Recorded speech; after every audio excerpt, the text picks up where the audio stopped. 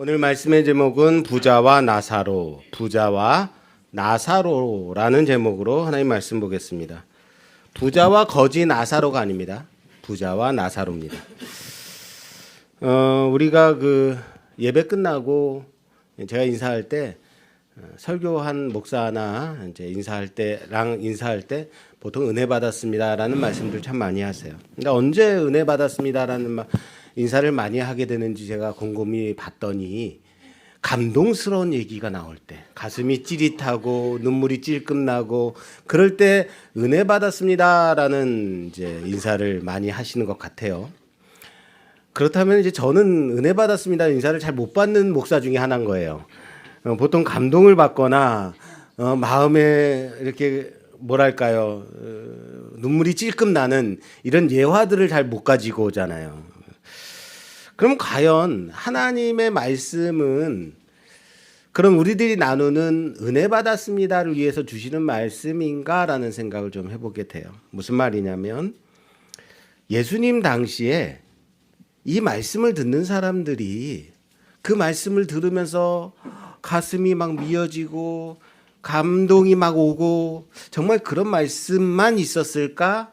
아니면 불편한 말씀들이 더 많았을까? 어떤 말씀이 더 많았을까요? 불편한 말씀들이 많았을까요? 정말로? 저는 그래요. 맞아요. 저는 불편한 말씀들이 많았을 거다라는 생각이 들어요. 오늘 이 부자와 나사로 비유도 결코 편한 말씀은 아니에요. 듣고 감동받아서 나도 나사로처럼 이런 마음이 드는 설교는 본문은 아니다라는 거예요. 도리어 이 말씀을 듣는 사람들 중에 불편한 자들이 있을 것이다 라는 생각이 듭니다. 오늘 이 말씀을 들으면서 우리 마음속에도 이런 약간의 불편함이 좀 있었으면 좋겠어요. 왜 불편할까? 오늘 말씀을 들으면서 귀한 은혜 나누는 시간 됐으면 좋겠습니다. 오늘 본문의 비유는 부자와 거지 나사로에 대한 비유입니다. 비유 중에서 유일하게 사람 이름이 나오는 비유입니다. 비유 중에 여기만 나사로라는 이름이 나와요. 왜 나사로라는 이름을 가지고 왔을까? 그것은 흔한 이름이라서 그럴 수도 있고 또는 나사로 그 이름의 뜻 때문일 수 있습니다. 나사로라는 이 이름의 뜻은 하나님은 나의 도움이시다, 하나님은 나의 구원이시다라는 뜻이에요. 히브리식 이름으로 말하자면 엘리에셀입니다. 뭐라고요? 엘리에셀. 아브라함의 노종 이름이 엘리에셀이죠. 하나님은 구원이십니다라는 고백의 이름입니다. 그게 나사로입니다. 오늘 비유 내용 중에 호의호식하는 부자는 죽어서 음부, 우리의 개념으로는 지옥에 떨어지고, 나사로는 아브라함 품, 우리의 개념으로는 낙원에 갔다라는 비유죠. 여기서 부자가 아브라함의 품에 안겨 있는 나사로를 보고 아브라함에게 나사로를 다시 세상으로 보내어서 내 형제들이 이 고통스러운 곳에 오지 않도록 그들에게 알려주게 해달라고 아브라함에게 간구합니다. 다시 살려서 자기 형제들에게 전도하게끔 해달라는 말일 겁니다. 이때 아브라함은 단호하게 죽었던 사람이 다시 살아나서 그들에게 전한다 하더라도 결코 그들은 믿지 않는다. 그리고 그들에게는 이미 모세와 선지자가 있어서 얼마든지 그들을 통해 들을 수 있다라고 말합니다. 그들에게 듣지 않는 자는 아무리 죽은 자가 다시 살아나서 전한다 하더라도 듣는다, 듣지 않는다, 듣지 않는다라는 말입니다. 비유의 내용은 매우 간단합니다. 단순합니다. 평소에 호의호식하던 부자는 어떻게 됐죠? 지옥 가고, 고생하던 거지는 천국 간다 라는 비유입니다. 끝. 이게 끝이에요. 단순한 비유 같지만 매우 불편한 내용이 들어있는 비유다. 이 비유를 듣는데 그냥 아멘이라는 말이 나온다면 과연 정말 아멘이라는 이 화답이 나올 수 있을까요? 부자는 지옥 가고 가난한 거지는 천국 간다? 그러면 부자들은 다 지옥 가면 교회는 그럼 다 가난한 사람들만 나와야 되고, 예. 부자는 다 지옥 가고 살아생전에 잘 먹고 잘 사는 사람들은 다 지옥 간다. 끝 하면 어떻게 이것을 이해하라는 말이에요? 하나도 불편하지 않으십니까?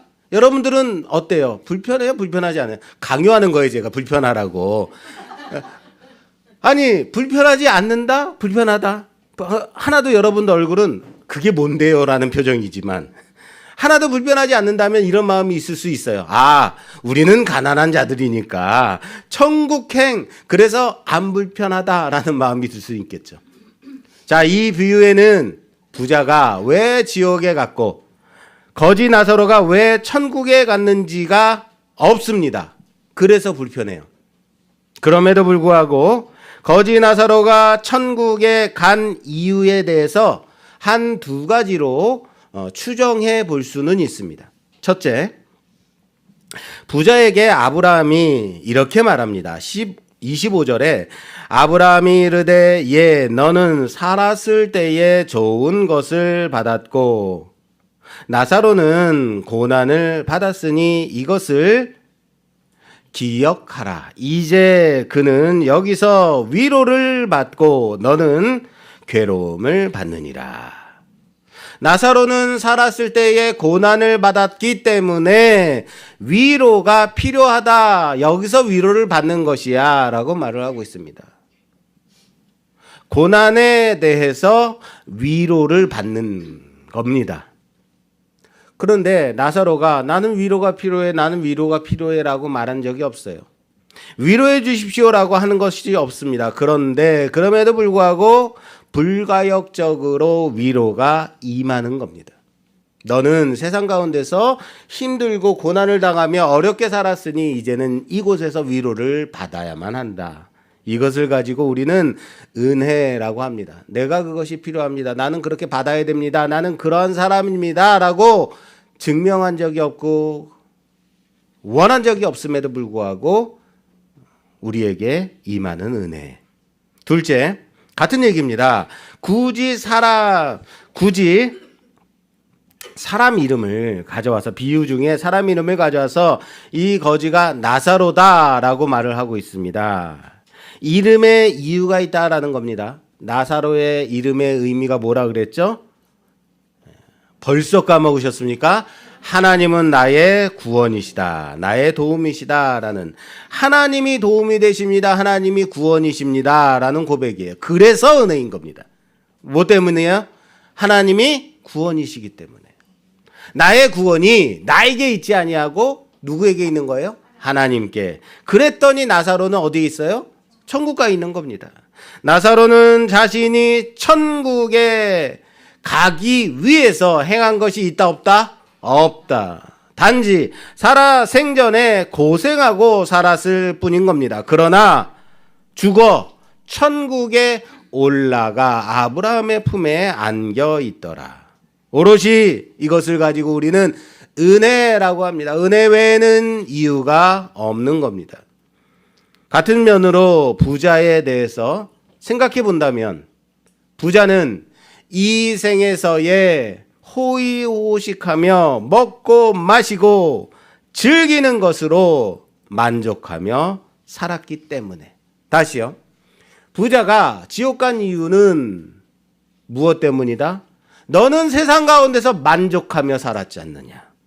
너는 세상 가운데서 호의호식하며 먹고 마시며 즐기며 얼마든지 세상 가운데 그 세상으로 만족하며 살았기 때문에 하늘 소망이 필요 없었다라는 것으로 그가 은부에 떨어진 이유를 추측할 뿐이다라는 겁니다. 너는 살았을 때에 좋은 것을 받아서 라는 이유 같지 않은 이유 밖에는 없더라라는 겁니다. 그래서 이 비유가 불편한 거예요. 그러면 세상에서 잘 먹고 잘 산 사람, 세상에서 부자로 산 사람은 다 지옥 간다. 그러면 얼마부터를 부자라고 말할 수 있을까요? 1억 이상 가진 사람은 다 부자인가요? 1억 이하는 가난한 사람이고 어떻게 이거를 판단할 거예요? 왜 편하고 잘 먹고 잘 살면 안 되나요? 부자들은 다 지옥 간다라는 말인가요? 자, 그러면 우리는 예수님이 이 비유 앞에서 무슨 말씀을 하셨는지 봐야 된다라는 거예요. 이 비유를 이해하기 위해서 앞의 내용들을 우리가 함께 봐야 된다라는 겁니다. 왜 이 말씀이지? 라고 하면서 지난 시간에도 우리가 봤듯이 누가복음 15장의 3가지 비유와 오늘 16장의 2가지 비유는 함께 보며 이해해야 되는 5가지 비유다라고 말씀드렸습니다.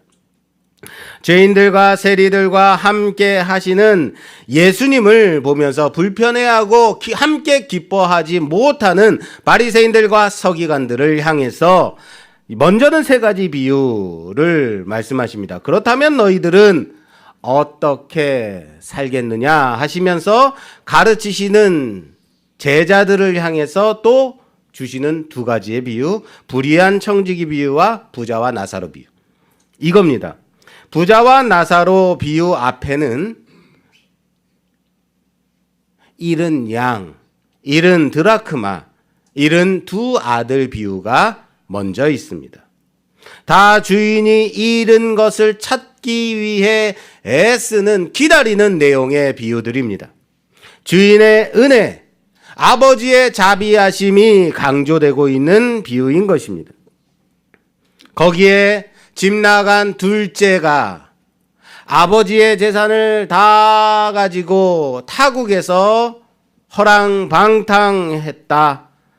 무엇을 낭비했나? 그리고는 낭비하고 돌아왔습니다. 무엇을 낭비했죠? 아버지의 재산입니다. 그리고 이 비유 후에 지난주에 우리가 본 옳지 않은 청지기 비유가 나옵니다. 이 옳지 않은 청지기가 낭비한 것은 무엇이죠? 주인의 재산입니다. 자, 둘째 아들이 아버지의 재산을 낭비했고, 옳지 않은 청지기가 주인의 재산을 낭비했고, 아들은 아버지의 재산을, 청지기는 주인의 재산을 낭비했습니다. 그리고 오늘 비유, 자기의 시간을 낭비한 부자가 나옵니다. 불의한 청지기가 주인의 재산을 낭비했음에도 불구하고 예수님께서 그를 칭찬한 이유가 있습니다. 그게 뭐였죠? 자신의 때를 알고 준비했다라는 것을 칭찬한 겁니다. 세상 사람들도, 세상의 아들들도 자기의 시기를 알고 그때부터 수단과 방법을 가리지 않고 그때를 준비한다. 그러나 빛의 아들들은 겁니다. 부자는 자기의 때를 준비하지 못한 어리석은 부자인 겁니다. 그래서 불의한 청지기 비유의 결론의 말씀은 세상 사람들도 자신의 때를 알고 준비하는데 빛의 아들들은 과연 하나님의 나라를 위해서 무엇을 얼마나 준비하며 사느냐? 라는 말씀이었다라고 그랬습니다. 그리고 그 가르침의 결론의 말씀을 한번 보겠습니다. 누가복음 오늘 말씀 16장 9절에서 10절 말씀 11절까지 9절에서 11절까지 봉독해 주세요. 내가 너희에게 말하노니 불의의 재물로 친구를 사기라. 그리하면 그 재물이 없어질 때에 그들이 너희를 영주한 처소로 영접하리라. 지극히 작은 것에 충성된 자는 큰 것에도 충성되고 지극히 작은 것에 불의한 자는 큰 것에도 불의하니라. 너희가 만일 불의한 재물에도 충성하지 아니하면 누가 참된 것으로 너희에게 맡기겠느냐. 아멘. 아멘. 자, 결론의 말씀은 불의한 재물로 친구를 사기라. 따라합니다. 불의한 재물로 친구를 사기라. 자, 그러면 그 재물이 없어질 때에 그들이 너희를 영주할 처소로 영접하리라 라고 말씀하세요. 이게 무슨 말이에요? 이건 잠시 후에 보도록 하고, 불의한 재물은 무엇일까요? 뭐가 불의한 재물일까요? 재물이 불의하고 참된 것이 있는 건가요? 자, 재물이 불의하다면 더럽기 때문에, 참된 재물은 깨끗하기 때문에, 그러면 한국은행에서 방금 나온 지폐는 깨끗한, 그리고 오래 써가지고 지저분한 지폐는 불의한, 더러운, 이런 지폐인 건가요? 그렇죠? 아니에요. 정당하게 벌면 그럼 참된 재물, 부정하게 번 돈은 불의한 재물인가요? 그럴까요? 자, 재물은 불의하지도 참되지도 않습니다. 다시요. 재물은 불의하지도 참되지도 않습니다. 왜? 재물은 가치 중립적이기 때문에 그래요. 재물 자체는 중립이에요. 그런데 이거를 불의하게 사용하느냐, 참되게 사용하느냐. 뭐라고요? 불의하게 사용하느냐, 참되게 사용하느냐. 그 재물이 불의해지기도 하고 참되지기도 하는 것에 기준이 있다는 거예요. 그것의 기준은 충성입니다. 뭐라고요? 충성입니다. 작은 것에 충성하면 큰 것에도 충성하고, 작은 것에 불의하면 큰 것에도 불의하다. 그리고 불의한 재물에 충성하지 않으면 참된 것을 맡기지 않는다라는 말씀인 거예요. 다시 말해서 불의한 재물에 충성하는 자는 참된 것에도 충성하는 자다라는 말씀이죠. 이것은 어떻게 물질을 버느냐에 대한 말씀이 아닙니다. 그것을 어떤 가치를 두고 사용하는가에 대한 문제인 겁니다. 무엇에 대한 충성으로 그것을 사용할 것인가? 무엇에 대한 가치로 그것을 사용할 것인가? 그리고 예수님은 그것으로 친구를 사귀라라고 말씀하십니다. 그것이 가장 가치 있는 일이다라고 말씀하시는 거죠. 그 친구가 누구냐면 누가복음 12장으로 가볼게요. 지난주에도 우리 누가복음 12장을 봤었는데요. 여기에 친구가 나옵니다. 누가복음 12장 12절에서 14절까지의 말씀 봉독해 주시겠어요? 12절에서 14절입니다. 마땅히 할 말을 성령이 곧 그때 너희에게 가르치시리라 하시니라. 무리 중에 한 사람이 잠깐만요. 이르되 누가복음 12장이 12장 맞나요? 제가 잘못 찾았나 보네요.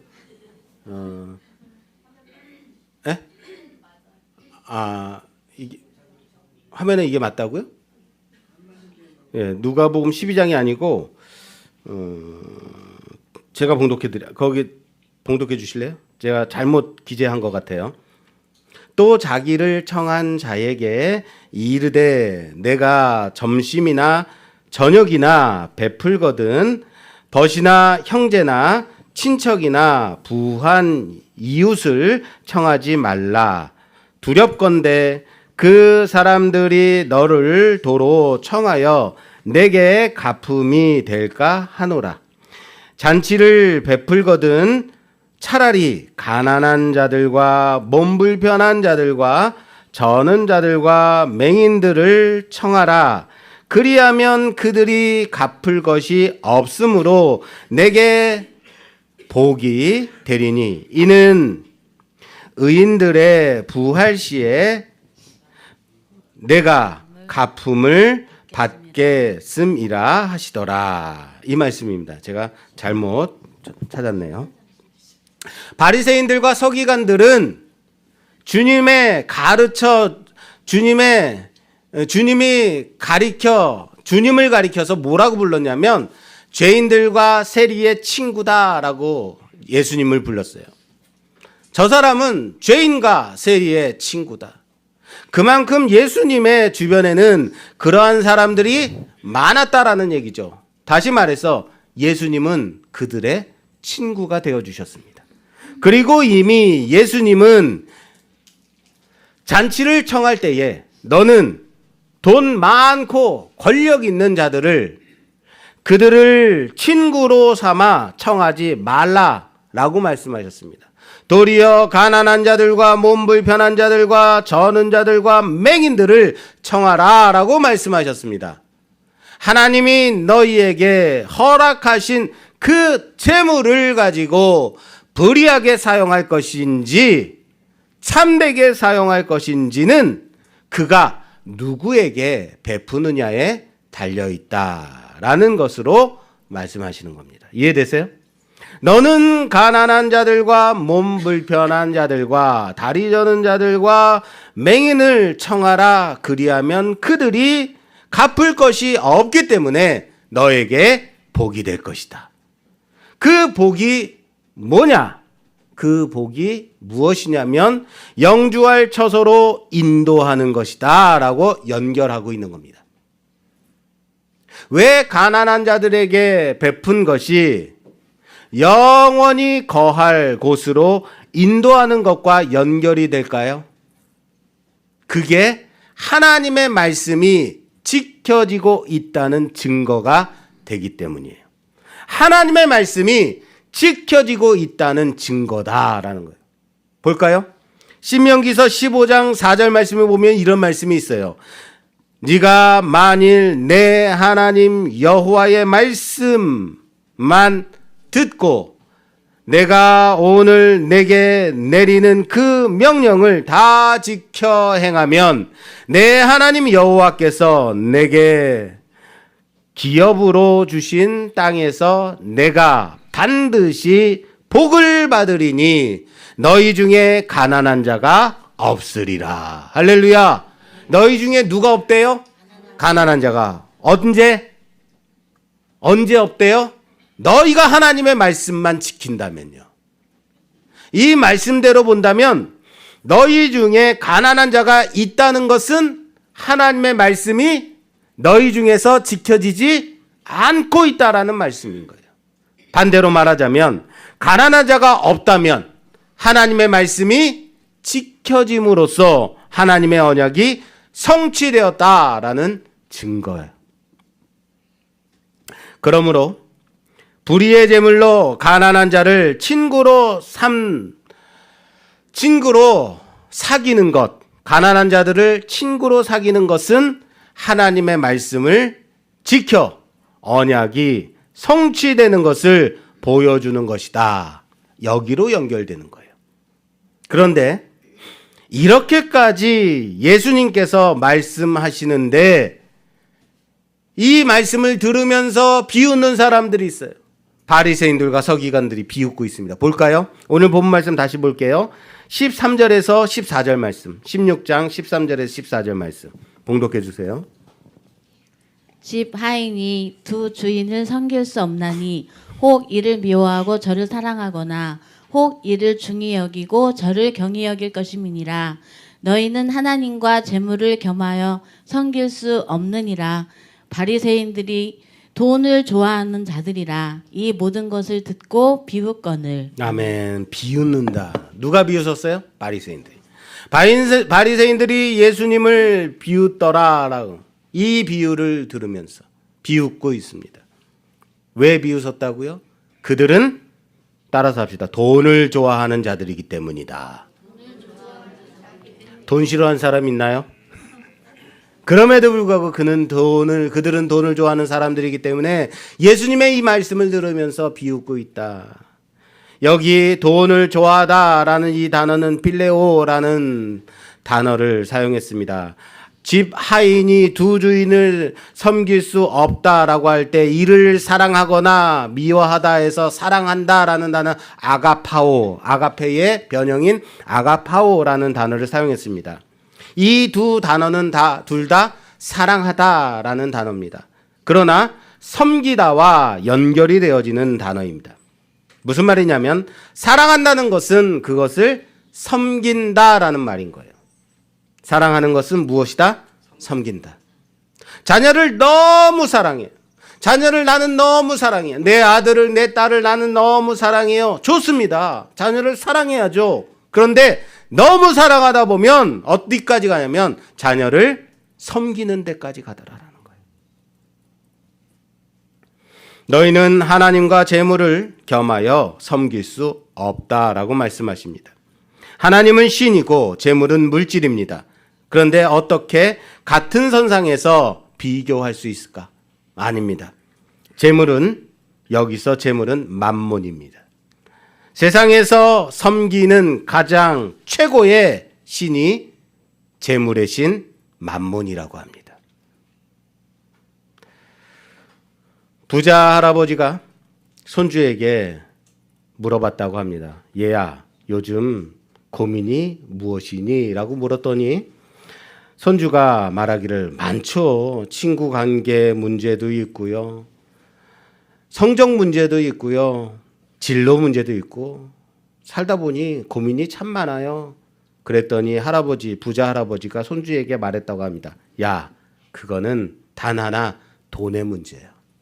돈만 있으면 모든 것이 해결돼.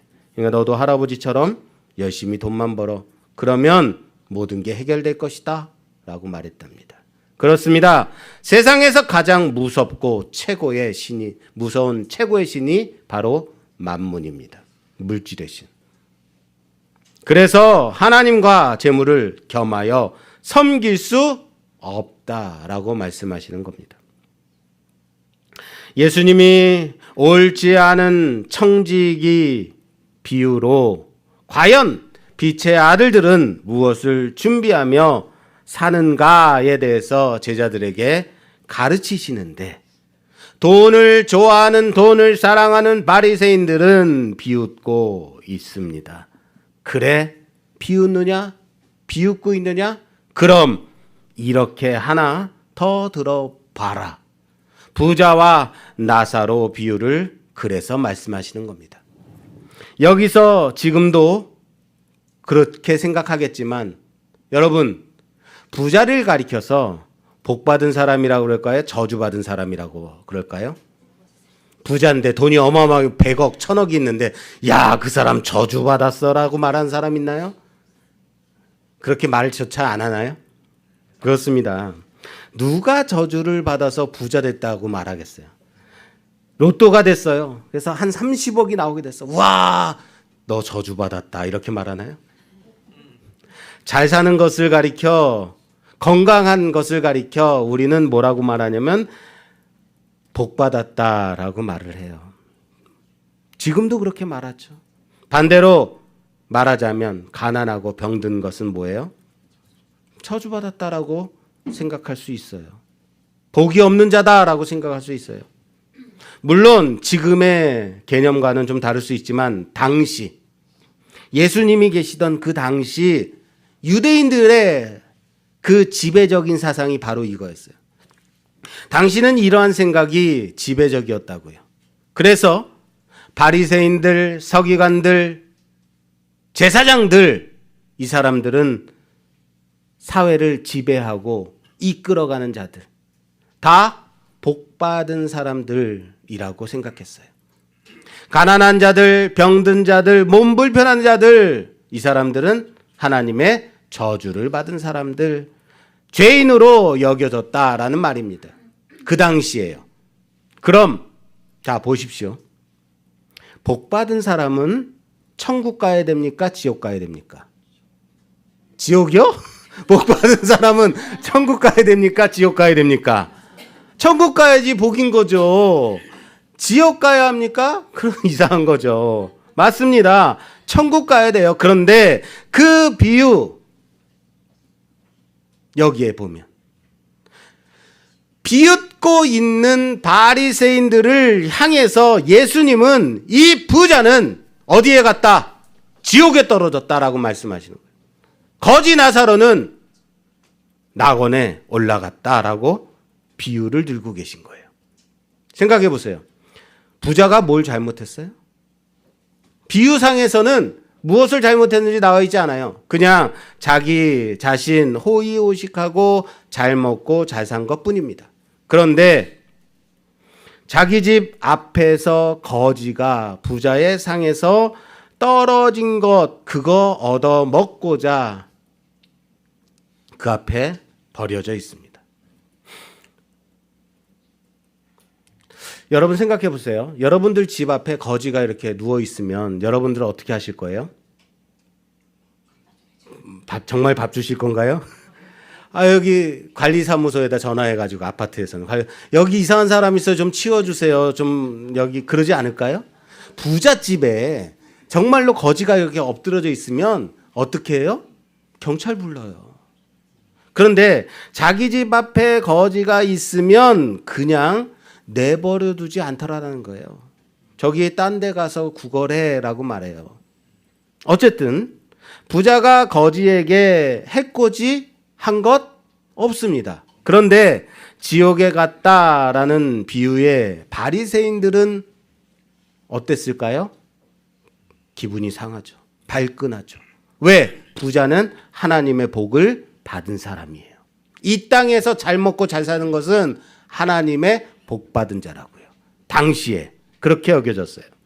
지금 저 얘기 우리 들으라고 우리가 이렇게 하는 말인 거지 하며 불편해했단 말이에요. 그러고 보면 예수님이 주신 이 말씀들, 예수님이 가르쳐 주신 말씀들 대부분 듣는 자들이 불편한 말씀들이었다라는 것. 설교를 시작하면서 제가 말씀드렸습니다. 여러분은 오늘 마음속에 불편한 마음이 든다면 잘 듣고 계신 거예요.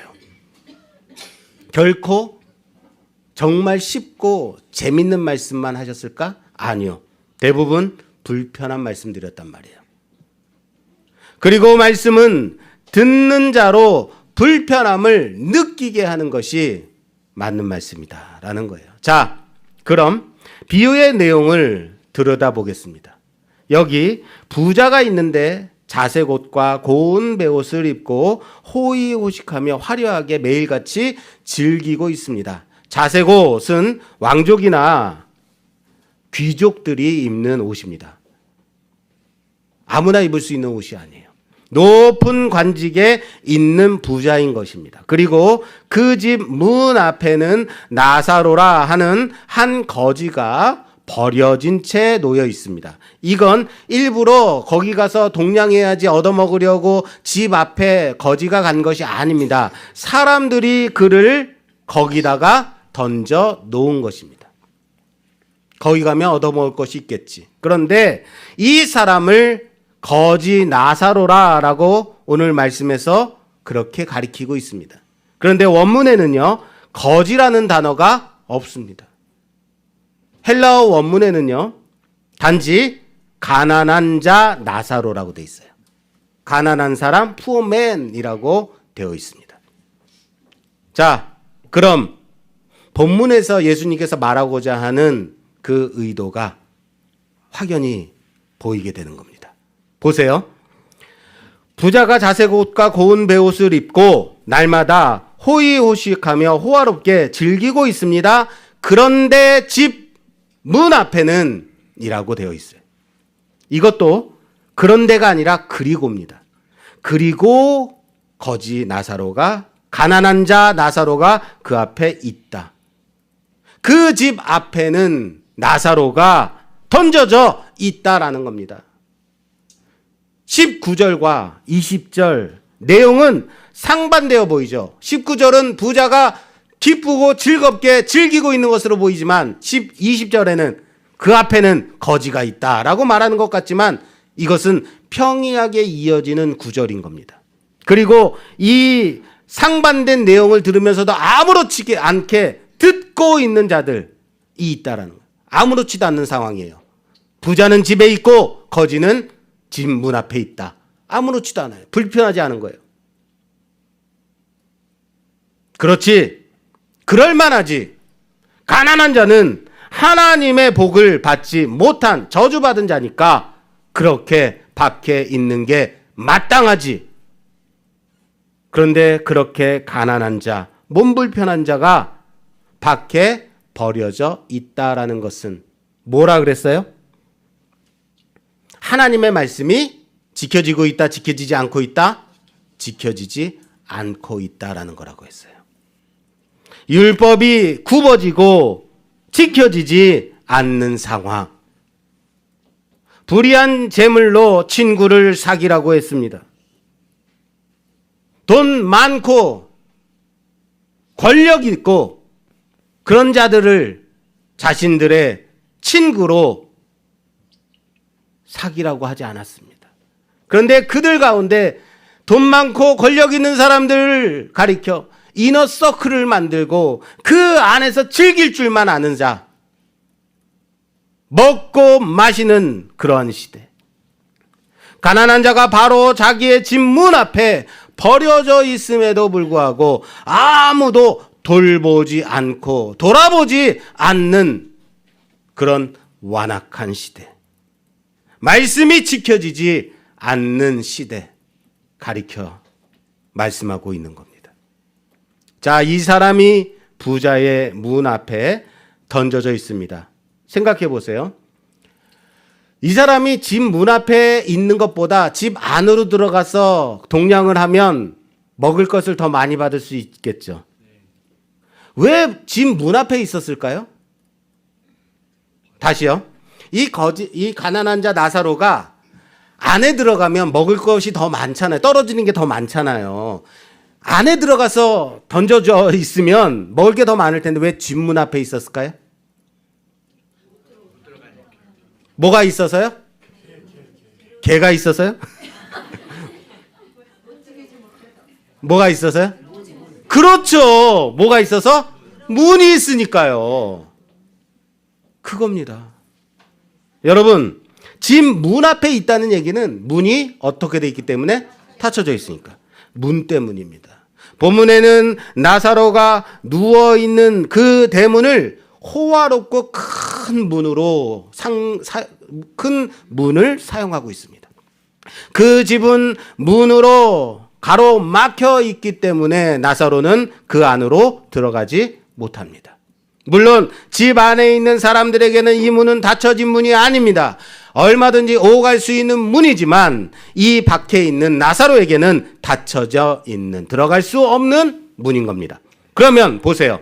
부자는 죽어서 음부에 떨어져 나사로가 아브라함의 품에 안겨 있는 것을 보면서 그 손가락에 물을 축여서 내 혀를 시원케 해달라고 요청합니다. 그랬더니 아브라함이 뭐라고 말해요? 우리 사이에는 뭐가 있어? 큰 구렁텅이가 놓여 있어서 그곳으로 넘어갈 수 있다 없다? 없다 라고 말하죠. 거기 우리에게 너희도 우리도 서로 간에 건너갈 수가 없다라고 말합니다. 이겁니다. 살아있을 때 대문으로 막혀 있었듯이 죽어서 음부는 큰 구렁텅이로 가로막혀 있는 겁니다. 그런 상태에 놓여 있음을 비유하고 있는 겁니다. 하나님이 주신 그 율법을 지키고 항상 연구하는 자들, 바리새인들과 서기관들이죠. 그런데 그 부자가 음부에서 외치고 있습니다. 아버지여 구하오니 나사로를 내 아버지의 집에 보내소서. 내 형제 5이 있으니 그들에게 증언하게 하옵소서. 그들로 하여금 이 고통받는 곳에 오지 않게 해달라고 요청합니다. 나사로를 살려서 자기 가족, 형제들에게 보내어서 그들이 이곳에 오지 않도록 전하게 해달라고 요청하는 겁니다. 아브라함은 그들에게는 모세와 선지자가 있다고 말합니다. 모세와 선지자는 모세의 오경과 선지서를 가리킵니다. 다시 말해서 구약 성경입니다. 구약 성경 전체를 말하는 겁니다. 그러나 부자는 그렇지 않습니다. 만일 죽었다가 다시 살아난 자가 가서 전한다면 그들이 들을 것입니다. 라고 말합니다. 강력하게 요청하고 있습니다. 그러나 그에 대한 아브라함의 대답은 어떻습니까? 같습니다. 31절 이르되 모세와 선지자들에게 듣지 아니하면 비록 죽은 자 가운데서 살아나는 자가 있을지라도 권함을 받지 아니하리라.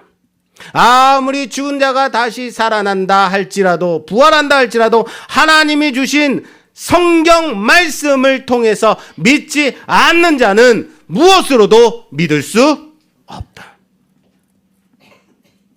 이렇게 보면 이 부자는 항상 눈과 귀에 하나님의 말씀을 가까이 할 기회가 있었던 사람임을 알 수 있습니다. 아버지 아브라함이여라고 부릅니다. 무슨 말입니까? 유대인 중에 유대인이라는 거예요.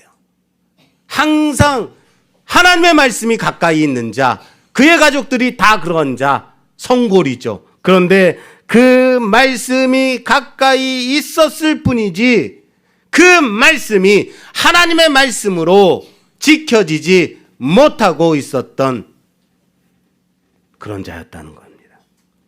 무엇이 잘못됐냐고요?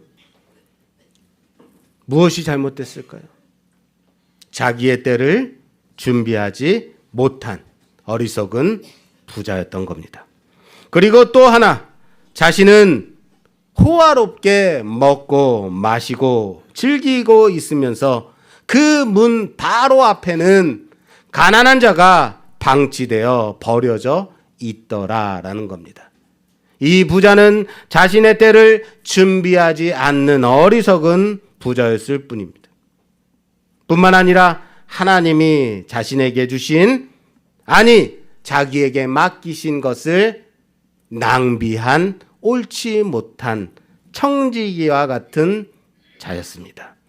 그리고 항상 가까이 있는, 그래서 언제든지 바라볼 수 있는 그 하나님의 말씀이 지켜지지 않고 자신의 집 문 앞에 있는 가난한 자를 돌보지 않는, 작은 일에 충성하지 않는 불의한 자, 불의한 재물에 충성하지 않는, 그래서 참된 것으로 맡길 수 없는 그러한 자였음을 말씀하고 있는 겁니다. 사랑하는 여러분, 그렇습니다. 바리새인들이 나는 돈을 좋아하는 사람이 아니네 증명하기 위해서 구제하고 선행하고 봉사하고 율법을 지키는 것으로 자신을 증명하려고 했다면 실상은 돈을 너무 사랑해서 하는 행위였다라는 겁니다. 이 모든 행위는 자기 자신의 만족과 자기 자신을 위해 하는 자기 증명의 행위들이었다라는 겁니다. 자기 증명이요. 한 부자 청년이 예수님께 와서 나는 어려서부터 모든 율법을 열심히 지켜왔습니다. 그러나 자신의 재물을 다 팔아 가난한 자들에게 나눠주라고 말씀하신 예수님의 그 말씀에 불편해하며 근심하며 돌아갔습니다. 그랬다는 것은 그가 무엇 때문에 율법을 지켰는가를 보여주는 단면일 겁니다. 부자 청년은 자기가 부자임을 부인할 수 없었습니다. 다시 말할까요? 자기 부인이 없는 사람입니다. 마찬가지로 돈을 좋아하는 바리새인도 자기 증명만 있을 뿐이지 자기를 부인할 마음이 없는 자들. 그러므로 자기를 부인하고 자기 십자가를 질 수 없는 자들이었다는 겁니다. 사랑하는 여러분, 혹시 우리 또한 돈을 좋아하는, 돈을 섬기는 바리새인들처럼 복음이 전파되는데도 교회에 나와 앉아 있음에도 불구하고 주님의 말씀에 전혀 관심 없이 비웃고 있는 그런 자들은 아닌가. 교회에 새 신자가 왔는데도 불구하고 하나도 반가워 맞을 생각하지 않고 누가 오는지 전혀 관심도 없는 그런 바리새인과 같은 자는 아닌가요? 그렇게 내게 주신 시간, 내게 주신 물질 낭비하는 그런 바리새인들이 아닌가. 구원에 관심이 없이 물질을 좋아하는 그들과 같은 우리가 아닌지 점검하는 시간이 되기를 주님의 이름으로 부탁합니다. 구약으로부터 하나님이 계시된 이 말씀은 오직 예수만을 가리키고 있었습니다. 예수 안에 생명이 있고 예수 안에 구원이 있고 예수 안에 하나님의 복이 있음을 믿으시길 바랍니다. 진정한 본질을 바라봐야 된다고요. 진정한 본질이 무엇인지 깨달아 알아야 된다고요. 예수 믿으면 교회에 나오면 어떤 다른 유익한 일이 있는지 두리번 되지 마십시오. 예수가 복입니다. 따라서 합시다. 예수가 복입니다. 믿음이 복입니다. 그렇습니다. 그 예수가 여기 와 계신데 다른데 한눈 팔지 마십시오. 내게 주신 시간, 내게 주신 물질 낭비하지 말고 오직 그 주신 말씀 그대로 지켜 그 예수님 꼭 만나고 꼭 붙들고 돌아가는 우리 모두가 되기를 주님의 이름으로 부탁합니다. 그렇게 한 주간 여러분들 한평생 그렇게 살아가는 우리 모두가 되기를 주님의 이름으로 축원합니다. 축원합니다.